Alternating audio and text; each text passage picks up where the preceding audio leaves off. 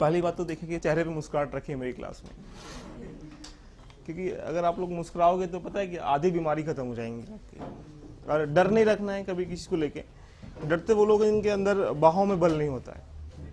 तो पहली क्लास में मेरी लो है, किसी क्लास भी लीजिएगा तो अंदर की जो भावनाएं हैं बिल्कुल सकारात्मक रखिएगा कि हमारे सामने बिल्कुल कुछ नहीं है, बस एक रास्ता है, उसको तोड़ना है। कैसे तोड़ना है, स्टार्ट करते हैं। हालांकि आप मेरे नाम से परिचित हो ही गए होंगे और स्टार्ट करते हैं। सीसेट, देखिए नाम बड़ा भयानक है। हालांकि आप भी जानते हैं कि यूपीएससी एक व्यक्ति का एग्जाम नहीं, व्यक्तित्व का एग्जाम है, और उसके एग्जाम के लिए आपको कोई ज्ञान की आवश्यकता नहीं है। जो आपके अंदर जो ज्ञान है उसको रिप्रेजेंट करने की आवश्यकता है कि उसको रिप्रेजेंट कैसे करना है। आप लोग बचपन में सब सीख के आ रखे हो, बट समस्या क्या है कि वो एकेडमिक लेवल पे सीख रहे थे और आप आज क्या है कंपटीशन लेवल पे आप लोग सीख पा रहे हैं। अब सर ने बताया जैसा बहुत अच्छा बताया, और उसको कैसे आपको सीखना है ये आपके पास चुनौती बनेगी। छोटी सी बात सोचो, आपको मार्कर लिया आपने और मार्कर को डिजाइन करना, तो पहले आप लोग क्या करोगे, इसमें मार्कर के लिए इंक लेके आओगे या मटेरियल लेके आओगे या फिर इसका फिगर मेंटेन करोगे। पहले तो पहले डिजाइन करोगे कि इसका स्ट्रक्चर क्या होना चाहिए। तो पहले हम लोग समझेंगे कि सीसेट है क्या। सीसेट कुछ नहीं है, लोगों के लिए डराने के लिए एक शब्द है कि जब एग्जाम में बच्चा कहीं ना कहीं रुक नहीं पा रहा तो उसको रोकने के लिए हमने क्या स्टार्ट कर लिया, सीसेट। सब जानते हैं बेसिकली कि कब से स्टार्ट किया गया इसको, 2011 से। और लगातार देखा जाए इसका वेटेज जो है लगातार निरंतर भयानक रूप से बच्चों को परेशान कर रहे हैं। और परेशान उन्हीं बच्चों को कर पा रहा है, ध्यान रखिएगा, जो लगातार डर पा रहे हैं कि हमारा बैकग्राउंड एकेडमी में मैथ नहीं रहा, हम लोग बायोलॉजी से हैं या कॉमर्स से है, नहीं फर्दर है। ध्यान रखिए, हालांकि मैथ से कितने लोग हैं बैकग्राउंड, रेजर हैं, वेरी गुड, कोई दिक्कत ही नहीं इनका साथ। और बाकी जो लोग नहीं है उनके साथ और भी दिक्कत नहीं, ध्यान रखिएगा। क्योंकि आप लोगों के ध्यान रखिएगा, आपने एक चेयर को बना लिया पहले, तो चेयर को असेंबल करना है मुझे बस। और जिन लोग बिल्कुल नहीं पढ़ पाए, ध्यान रखिएगा, उनकी तो चेयर को ऑटोमेटिकली मैं ही बनाऊंगा, ध्यान रखिएगा। तो आप समझ जाइए कि ये तो अच्छे हैं ही, जो लोग नहीं पढ़े ये और भी अच्छे हैं, ध्यान रखिएगा। हालांकि डर इनको कम होता है, इनको डर क्या होता है, ध्यान रखिए, और ज्यादा होता है। तो मैंने कह दिया कि ये तो और भी अच्छे हैं, क्योंकि इनकी डिजाइन क्या करूंगा, मैं ही डिजाइन करूंगा इनके पॉइंट ऑफ व्यू को। चलिए स्टार्ट करते हैं। तो डर तो नहीं है किसी के अंदर ना सीसेट के लिए। अगर मेरी क्लास में आप लोग आ गए हो तो मैं प्रॉमिस कर रहा हूँ कि विद इन 2-3 क्लास हम लोग लग जाएगा कि हाँ सीसेट कुछ भी नहीं है, बस एक हुआ था, और उसको दूर करने के लिए कैसे हमने डिजाइन किया। और यूपीएससी सिर्फ एक बातों का और एक चीजों को एनालाइज करने का ही क्या है, एक तरीका है। सब जानते हैं कि लोकतंत्र क्या है, प्रजातंत्र क्या है, या ब्यूरोक्रेसी क्या है, डेमोक्रेसी क्या है, बट डिजाइन तुम कैसे कर पाओगे, तुम्हारे ऊपर पर्सनैलिटी है। एक बंदा सुबह शाम तक किताब को पढ़ रहा है, रट रहा है, टीचर के नोट्स को पढ़ रहा है, बट वो सफल क्यों नहीं हो पा रहा, क्योंकि अपने माइंड को डिजाइन नहीं कर पा रहा। तो यूपीएससी में अगर आप लोग बैठे हो, ध्यान रखिए, तो पहले डिजाइन करना सीख जाइएगा कि एनालाइज कैसे करते हैं चीजों को। कोई टॉपिक आया, आपने उस टॉपिक को पढ़ा, चाहे वो टॉपिक जीके का हो, चाहे वो मैथ का हो, रीजनिंग हो, एनी फर्दर जीएस में अदर पार्ट कोई भी हो, देख लीजिएगा। बट उसको डिजाइन करने से पहले जान लीजिएगा कि इस टॉपिक की आने की इसमें क्या मर्यादा है, ये टॉपिक इसमें इन्वॉल्व क्यों किया गया, यूपीएससी आपसे ये मांगता क्या है। तो अभी सर ने बताया कि जितने भी डाटा होते हैं सारे कंटेंट कहाँ होंगे, एक सीसेट में होंगे। तो आप लोग अधिकारी बना दिए जाए और अब हम लोग सर्वे करें किसी चीज का, तो आपको पता ही नहीं कि सर्वे करना कैसे है, सर्वे की स्टार्ट कहाँ से करना है, सर्वे एंड कहाँ करना है, सर्वे में क्या क्या चीजें होनी चाहिए। तो ये सब चीजें कहाँ पढ़ेंगे हम लोग, सीसेट में पढ़ेंगे। तो लिखे यहाँ स्टार्ट करते हैं। कोई बताएगा सीसेट में क्या क्या होता है? मैथ्स होता है, रीजनिंग होता है, और कॉम्प्रिहेंशन होता है, और बताएं। मेरी क्लास में खूब बोलिएगा। टीचर के और स्टूडेंट के बीच में गैप कम रखिएगा, व्यक्तिगत तरीके से ध्यान रखिएगा। जब तक गैप कम होगा तो आप लोग अपने डाउट को हमसे बोल पाओगे, और अगर गैप ज्यादा है तो आप लोग डर के मारे बोल नहीं पाओगे, यार मुझे कहीं शर्म ना लग जाए, ध्यान रखिएगा। और रही बात कि कोई आपसे क्लास में लग रहा है कि हाँ मैं कुछ बोलूंगा उल्टा हो जाएगा, गलत बोलूंगा मैं, ध्यान रखिएगा। तो गलती जितनी करोगे, गलती बढ़ के वो बड़ी गलती बन जाएगी, इसलिए उसको वहीं डाउट क्लियर कर लीजिएगा। ठीक है, स्टार्ट करते हैं। आपने क्या कहा, सीसेट में पहला पॉइंट क्या बोला आपने, बोलिएगा, मैथ्स। पहला मैथ्स आपने कहा। नेक्स्ट नंबर 2 पॉइंट रीजनिंग कहा। ठीक है, रीजनिंग कहा। Then comprehension, then decision making. Okay, decision making. Then अब मैं पता है आपसे क्यों पूछ रहा हूँ बार बार, आपको लग रहा होगा यार भैया क्यों मुझसे ऐसा पूछ रहे हैं सर। एक छोटी सी बात सोचिएगा, जो आपको पता है वो तो पता ही है, उसके बारे में क्या जानना। जो नहीं पता वो मैं बताऊंगा ना, आपसे ध्यान रखिएगा। इसलिए मैं आपसे बार बार पूछ रहा हूँ कि एक क्या होता है, ध्यान रखिए मैथ, इसको हम लोग क्या बोलते हैं, ध्यान रखिएगा, बेसिक न्यूमरेसी बोलते हैं। रीजनिंग को क्या बोलते हैं, लॉजिकल रीजनिंग। कंप्रीहेंशन सब समझते हैं हिंदी में, बहुत गम्यता बोलते हैं हिंदी में। और डिसीजन मेकिंग ध्यान रखिएगा, अपने एक्शन लेने की पावर, जो पावर है आप लोग कैसे उसको यूज कर पाओगे। मान लीजिएगा यहाँ से आप लोग बाइक चला रहे हैं, आगे दूसरी वाली बाइक है, तो आप लोग उस बाइक को कैसे मेंटेन करोगे, बचाओगे, ठोकोगे या फिर जो करोगे, ये क्या एक पावर है आपके अंदर। और ये भगवान जी के दी हुई शक्ति होती है, जैसे आप लोग उसको यूज करोगे वैसी क्या होगी, इंक्रीमेंट होगी, ध्यान रखिएगा। नेक्स्ट पॉइंट बताएंगे कोई, कम्युनिकेशन स्किल। कम्युनिकेशन स्किल आगे चलें, कोई बताया और, जनरल मेंटल एबिलिटी, ठीक है, और कोई बताए। अब थोड़ी सी बात इस पे हम लोग बात कर लेते हैं। एक पॉइंट बन रहा है जो अभी हम डाटे की बात करें, जिसको बोलते हैं डाटा इंटरप्रिटेशन, DI। तो एक छोटी सी बात सोचें कि अगर हम आपसे पूछें कि कंप्रीहेंशन CSAT में इसका हर का वेटेज कितना होता है, अगर हम तुमसे कहें कि हमें किस चीज पे ज्यादा फोकस देने की आवश्यकता है, तो पहले आपको जानना पड़ेगा कि इसका जो स्ट्रक्चर है, कि एग्जाम की जो नीड है, जो CSAT की जो आवश्यकता है, वो आपसे क्या कहना चाह रहा है। अगर आपको ये नीड का पता है तो उसको दे पाओगे, ध्यान रखिएगा। बच्चा रो रहा है, पानी मांग रहा है, अब तुम्हें ये नहीं पता कि यार वो पानी मांग रहा है या फिर खिलौना मांग रहा है, तो उसको क्या दोगे, ध्यान रखिएगा। मांग रहा है पानी, तुम्हें खिलौना, तो कैसे चुप हो जाएगा, नहीं चुप होगा वो। इसलिए जो एग्जाम की जो नीड है, CSAT की जो आवश्यकता है, ध्यान रखिएगा, उस आवश्यकता के आधार पर इसको दोगे तो आप लोग क्या होगा, ध्यान रखिएगा, क्वालिफाइंग करोगे, और नहीं होगा तो क्वालिफाई।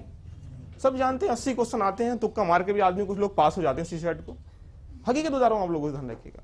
बट समस्या क्या, ध्यान रखिए, उनके साथ तुक्का मार के CSAT तो पास कर लेंगे, लेकिन जब आगे जब मेंस में जाएंगे तो उसको क्वालिफाई नहीं कर पाएंगे। अब हम समझते हैं यहाँ से कि जो मैथ का वेटेज था, अगर हम लोग एक आकलन करके देखें कि 2012 से लेकर 13, 14, 15, 16 एंड देन 17 में देखा जाए, इस मैथ का वेटेज पहले बहुत कम था इसमें CSAT पे। मात्र 2012 में अगर हम लोग अनुमान लगाएं, अनुमान नहीं देखा जाए, तो 2 क्वेश्चन आए थे मात्र, कोई भारी मात्रा में क्वेश्चन तो आए नहीं, ध्यान रखिएगा। ओनली 2 क्वेश्चन, नहीं पढ़ो तब भी चल जाता। आगे बढ़ा हम, ध्यान रखिएगा, तो यहां से क्वेश्चनों की मात्रा ध्यान रखिए 12 हो गई 13 में। इतना इंक्रीमेंट मैं समझ रहा हूं कि ये तो कई परसेंटेज हो रहा है भाई, 600% इंक्रीमेंट हो रहा, देख लीजिएगा, 2 छक्का 12। आगे बढ़ेंगे तो 16 क्वेश्चन आ गए हैं, थोड़ा सा और आगे बढ़ेंगे, ध्यान रखिए 20 क्वेश्चन आ गए हैं, फिर और बढ़ेंगे 27 क्वेश्चन आ गए हैं। एट प्रेजेंट में 30 क्वेश्चन के आसपास इस सेट में, ध्यान रखिएगा, ओनली मैथमेटिक्स के न्यूमेरिक बेसिक से आए थे, ध्यान रखिए। तो ये आकलन क्या बता रहा है आपको, लग रहा होगा, देख रहा होगा कि हमें आवश्यकता क्या है CSAT में पढ़ने की। ये दिखा रहा रास्ता है कि भाई मैं कहाँ जा रहा हूँ। अगर तुमने टाइम वेस्ट किया इस पे, ध्यान रखिए, डिसीजन मेकिंग पे और इस पे DI पे, ध्यान रखिएगा, तो ये मैथमेटिक्स क्या हो जाएगा, ध्यान रखिए, आपसे फिल हो जाएगा। और सब जानते हैं 27 क्वेश्चन सही होने चाहिए, CSAT क्वालिफाई है। लेकिन समस्या क्या है, बच्चा सोचता है कि मैं CSAT में मैथ को ही पूरा कर लूं, और मैथ को पूरा करने के बाद इन्हें करने की आवश्यकता नहीं है, क्योंकि 30 क्वेश्चन आएंगे, मैं यहाँ की सही करके भाग जाऊंगा। बट समस्या क्या है कि CSAT जो बनता है वो इन पोर्शन में से, इसमें से कुछ पोर्शन इजी होते हैं, कुछ पोर्शन क्या होते हैं, टफ होते हैं। आपने सोचा कि यार मैथ हम कर लेंगे, हो सकता है उस साल अगर देखा जाए कि किसी साल मैथ टफ होता है, किसी साल कंप्रीहेंशन क्या होते हैं, इजी होते हैं, और कभी कंप्रीहेंशन टफ होते हैं और कभी मैथ क्या होता है, इजी होता है। तो मेरा मानना है कि पूरे टॉपिक को डिफाइन करना पड़ेगा कि 1 by 1 कैसे हमें पढ़ना है। किसी दुमल्ले पे जाने के लिए सीढ़ी चढ़ना पड़ेगा, और आपने अगर कहीं कूद के चले गए तो आपको थकान हो जाएगी, सांस आना स्टार्ट हो जाएगा, आपको ध्यान रखिएगा। चलें स्टार्ट करें। अब बात करते हैं कंप्रीहेंशन की, ध्यान रखिए, ये रहा कंप्रीहेंशन। यहां अगर हम लोग देखें तो इसका वेटेज लगातार निरंतर कोई घटा बढ़ा नहीं है, 2-3 नंबर आगे पीछे लगातार चलते चले गए हैं। तो मैं हिंदी में कह सकता हूं 25 से लेकर 30 क्वेश्चन के आसपास कंप्रीहेंशन से आते हैं। कभी 26 क्वेश्चन आए, कभी 27 आए, कभी 28 आए, कभी 32 आए, कभी 24 क्वेश्चन आए। बट मिडिल में कहां तक रहेगा इसमें, 25 से लेकर 30 के बीच में। अब बात करते हैं डिसीजन मेकिंग। डिसीजन मेकिंग की अगर हम लोग आपसे बात करें जनरल मेंटलिटी के इसके साथ साथ, तो यहाँ 7 से 8 क्वेश्चन यहाँ इन्वॉल्व होते हैं। डिसीजन मेकिंग के 2 से 3 क्वेश्चन यहाँ 100% की बात कर रहा हूँ आएंगे। लॉजिक रीजनिंग की अगर हम लोग बात करें, ध्यान रखिएगा, तो यहाँ 8 से लेकर 9 क्वेश्चन होते हैं। और एक पॉइंट और बचा होगा आपका, वो बचा होगा एनालिटिकल एबिलिटी। इसके भी कम से कम 3 से 4 क्वेश्चन होते हैं जो सिर्फ एक रीजनिंग का ही पार्ट होता है। एनालाइज करना होता है कि मान लीजिएगा मैंने यहां से लिखा 2 और 4 लिखा, तो अब बताओ आगे क्या आएगा, कैसे से आ जाएगा, आपने क्या सोचा? बात कर लेते हैं, हंसते रहो मुस्कुराते रहो मेरी क्लास में। मैंने कहा यहां क्या आएगा, सोचिएगा, असेंबल करिएगा माइंड में क्या आएगा। जब यहाँ ये चीजें आप लोग देखेंगे, मैंने यही कहा ना, आपके ऊपर डिपेंड होगा कि क्या एनालाइज कर पाते हैं। आपने कहा कि यार 2 का मल्टीपल से जा रहा है तो यानी 8 आना चाहिए, और यदि वो 2 के गैप से जा रहा है तो यहाँ 6 होना चाहिए। बात समझ में आ रही, ध्यान रखिएगा। और अगर हम लोग एक तुलना इसमें और भी करें, ध्यान रखिएगा, सम विषम पे जाएं तो हम लोग देखें कि यहाँ 2 नंबर सम है, 4 सम है तो 6 आ जाएगा उसके वे पे। तो ये डिपेंड करेगा ऑप्शन के ऊपर, ध्यान रखिएगा। तो इसी को हम लोग बोलते हैं एनालिटिकल एबिलिटी, ध्यान रखिएगा, जो कि इसका ही क्या है, ध्यान रखिए, हिस्सा है, ध्यान रखिएगा। हालांकि जो ये DI ही है ना, इनको तोड़ने के लिए मैंने ऐसा किया कि DI जो है ये भी किसका हिस्सा, ओनली मैथ, क्योंकि पूरी DI चाहे वो पाई चार्ट हो चाहे वो कुछ हो, ध्यान रखिए, ओनली डिपेंड किसके ऊपर होती है, परसेंटेज के ऊपर डिपेंड होती है कि गांव में इतना % व्यक्ति मेल है, इतना फीमेल है, इतना इसमें मैरिड है, इतना अनमैरिड है, तो व्हाट इज द एरिया, या व्हाट इज द एरिया में कितने %, ध्यान रखिएगा, पूछ लेगा जो मन उसका मन करेगा। तो अब हम एक बात आपको समझ पा रहे हैं कि कर रही कम्युनिकेशन स्किल की बात, यहां से ये ऑप्शन CSAT के पार्ट में होता है कि कैसे होती है। बट आज तक का रिकॉर्ड है कि इस 11 से लेकर 17 तक के एग्जाम में इससे आज तक का एक भी क्वेश्चन एग्जाम में नहीं आया है, 0 का वेटेज रहा है इसमें। अब जनरल मेंटलिटी की बात करें, कितना क्वेश्चन हो गया यहाँ से, 7 से 8। अब एक बात सोचिएगा, आप लोग आराम से लगाइए, DI की बात करेंगे 3 से 4 ग्राफ आते हैं, 3 से 4 क्वेश्चन आते हैं। अब ये बताइएगा CSAT में पढ़ने के लिए पहले हमें आवश्यकता क्या है, ध्यान रखिएगा। कम्युनिकेशन की कोई आवश्यकता तो हमें है नहीं, और समझ में आ रहा है। तो अब तुमको देख पा रहे हो कि यार CSAT में जो डर है हमारा वो कहाँ पैदा हो रहा है। कोई भी व्यक्ति 100% तो मैं कह सकता हूँ कोई कर ही नहीं पाता है, ध्यान रखिएगा, लेकिन CSAT क्वालिफाइंग करने के लिए कुछ पोर्शन मैथ्स से हो जाए, कुछ पोर्शन कंप्रीहेंशन से हो जाए, काफी है। कोई ज्यादा आवश्यकता इसकी करने की हमें है नहीं, ध्यान रखें। तो स्टार्ट करें, तो लिखें यहाँ डाल के सिलेबस की बात करते हैं पहले, कि मैथ में क्वेश्चन कैसे कैसे होते हैं, कहाँ कहाँ से क्वेश्चन कैसे आते हैं, देखेंगे। तो लिखिए मैथ का सिलेबस स्टार्ट करते हैं।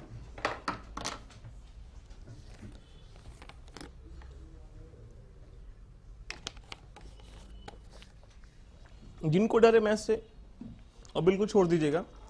जो एकेडमिक का मैथ होता है वो कंपटीशन में या किसी एग्जाम में UPSC में पूछता भी नहीं है, कि जब एकेडमी में आप लोग पढ़ के आ गए हो तो उसमें जो नई चीजें डिजाइन करनी है वो आपको पूछेगा आपसे, ध्यान रखिएगा।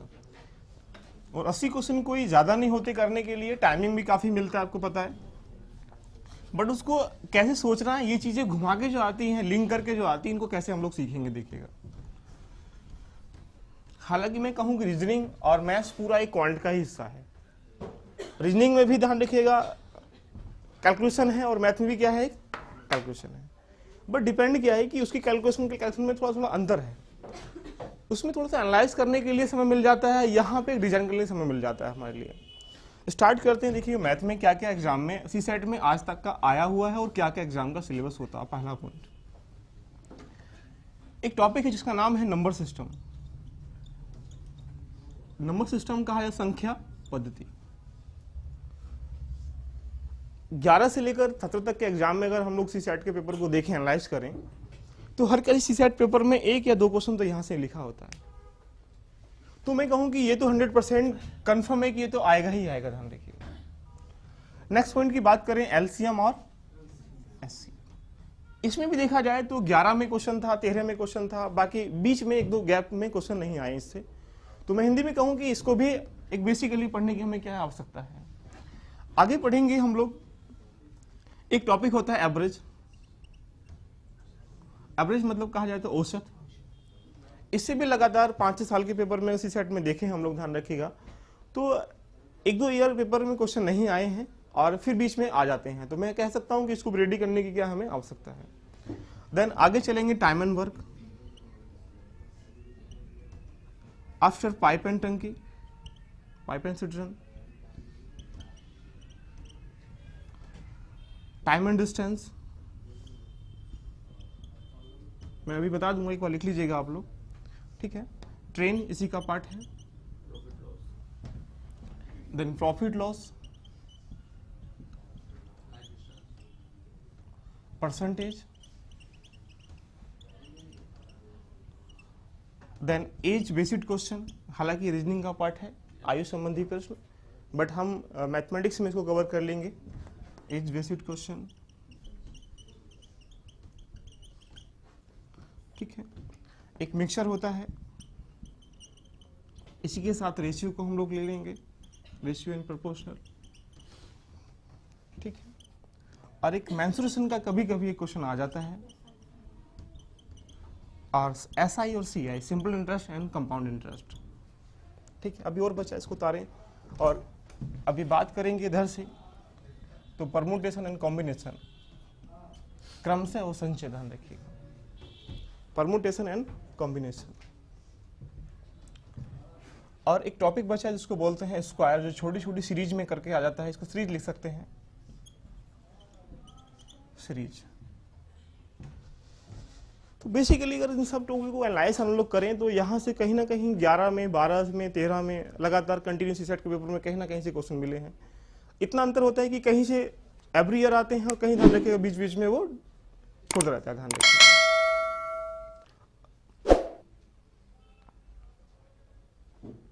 एक टॉपिक और इसमें प्रॉफिट लॉस में आता है जिसको बोलते हैं डिस्काउंट, जिसके 3-4 बार क्वेश्चन देखने को मिले हैं इसी सेट में, ध्यान रखिएगा। छूट जिसको बोलते हैं डिस्काउंट,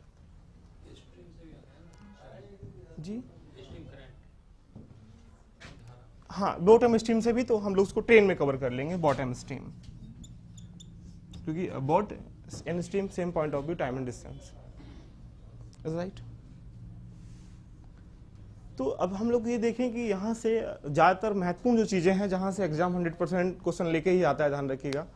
तो ये जो टॉपिक है, जिससे मैं एक बार कहूँ कि जैसे इंग्लिश में बात करूँ तो इंग्लिश में पूरे इंग्लिश की जो एक मेंटेनेंस ही करता है वो क्या करती है, वर्ब करती है। ऐसा ही है ना, कोई सेंटेंस बिना वर्ब के नहीं बनेगा, विदाउट सब्जेक्ट बन जाएगा, ऑब्जेक्ट बन जाएगा, बट वर्ब के बिना कोई सेंटेंस। तो वर्ब क्या है, इंग्लिश की एक आत्मा है, ध्यान रखिए। ऐसे ही मैं कहूँ अगर पूरे मैथमेटिक्स में अगर हम लोग देखें तो ये जो परसेंटेज टॉपिक बैठा है ना, परसेंटेज, एक पूरा परसेंटेज एक अपने आप में, ध्यान रखिएगा। देखो SI पढ़ेंगे तो परसेंटेज में रेट ऑफ इंटरेस्ट आएगा, ठीक है। प्रॉफिट लॉस पढ़ेंगे तो परसेंटेज में प्रॉफिट लॉस होगा, ध्यान रखिएगा। उसके बाद अगर हम लोग टाइम एंड डिस्टेंस अगर हम लोग लेके जाएंगे तो यहाँ भी परसेंटेज कुछ हिस्सा होगा कि मेरी जो पावर है, मेरी जो इफिशिएंसी पावर है, उससे क्या मोर देन 20%। तो यहाँ भी हम लोग परसेंटेज यूज करेंगे, टाइम एंड डिस्टेंस में परसेंटेज यूज करेंगे, और ट्रेन में भी। मतलब कहा जा सकता है कि परसेंटेज क्या है, एक मैथ की क्या, ध्यान रखिए, पूरी आत्मा है। हर तरह से क्वेश्चन, तो यहाँ से सीसेट क्वेश्चन एवरी ईयर में 2 से 3 क्वेश्चन लेके आता ही आता, ध्यान रखिए। हाँ, ये कह सकता हूं कि यहां से मैं हिंदी में कहूं कि सॉरी मिक्सचर या रेशियो से कभी क्वेश्चन आएंगे, कभी क्वेश्चन, लेकिन भाई इसी साइड के तुम्हारे भाई तो कोई बैठा नहीं है वहां पे कि ये कहेगा इस बार टाइम एंड डिस्टेंस आ रहा है, टाइम एंड वर्क नहीं आ रहा है, इसलिए इसको मत पढ़ना। तो आप स्टूडेंट वर्क से हैं, इसलिए मेरा मानना है कि एक बार अगर पूरे को स्टेप पढ़ लेंगे, ध्यान रखिए हम लोग ना, तो क्या होगा, हमारा एक बेस क्लियर होगा। लग रहा है कि हाँ मैथ को एक दिन में पढ़ना है, पॉसिबल नहीं है, सीख पाओगे लेकिन जान नहीं पाओगे चीज़ को। तो स्टार्ट करते हैं, देखिए पहले समझते हैं मैथ क्या होता है। लिखिए डाल के इसमें स्टार्ट करें, लिख देते हैं नंबर सिस्टम। बोलिए कुछ। अभी ना इसमें DI में पढ़ेंगे, जो पाई चार्ट होता है, ग्राफ होता है, सारी इसमें आ जाएगा वो।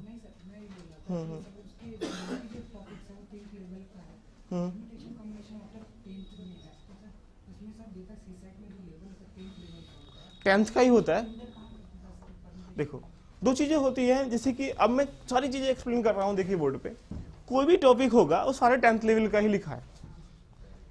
अब सोचिएगा कोई एग्जाम अगर कंडक्ट करा रहा है, कोई भी संस्था करा रही है, ध्यान रखिएगा, तो लिखने के पास ऐसा कभी हो ही नहीं सकता है कि जो लेवल लिखा है उसी लेवल का आ जाए। मान लीजिएगा नंबर सिस्टम से 2 क्वेश्चन आया, ध्यान रखिएगा, तो एक क्वेश्चन कहां से होगा, बेसिक कंसेप्ट से होगा, और एक क्वेश्चन का होगा उसका हायर कंसेप्ट से होगा। अब सोचिएगा मैं यहाँ से बेसिक कंसेप्ट करा के निकल के चला जाऊं, और आप लोग क्या सोचेंगे, यार हायर से नहीं हुआ और 2 क्वेश्चन आ गए यहाँ से, तो एक तो आप कर पाओगे, तुम्हें उस टाइम मेरी याद आ जाएगी कि भैया ने कराया था ऐसे। बट जब एक जवाब छूटेगा तो गुस्सा भी आएगा। तो मेरा एक कंसेप्ट आपके सामने ये रहेगा, ध्यान रखिएगा, कि जब हमें किसी समुद्र में डुबकी लगानी है, ध्यान रखिए, तो आराम से लगा के पूरी डुबकी क्यों लगाया जाए। कि 2 कंसेप्ट होते हैं किसी भी टॉपिक के, ध्यान रखिएगा, एक बेसिक कंसेप्ट होता है, ध्यान रखिएगा, और एक हायर जो टफ कंसेप्ट होता है। अगर हम लोग बेसिक को भी पढ़ लें और हायर को भी पढ़ लें तो आपके सामने कोई समस्या नहीं आएगी, ध्यान रखिएगा।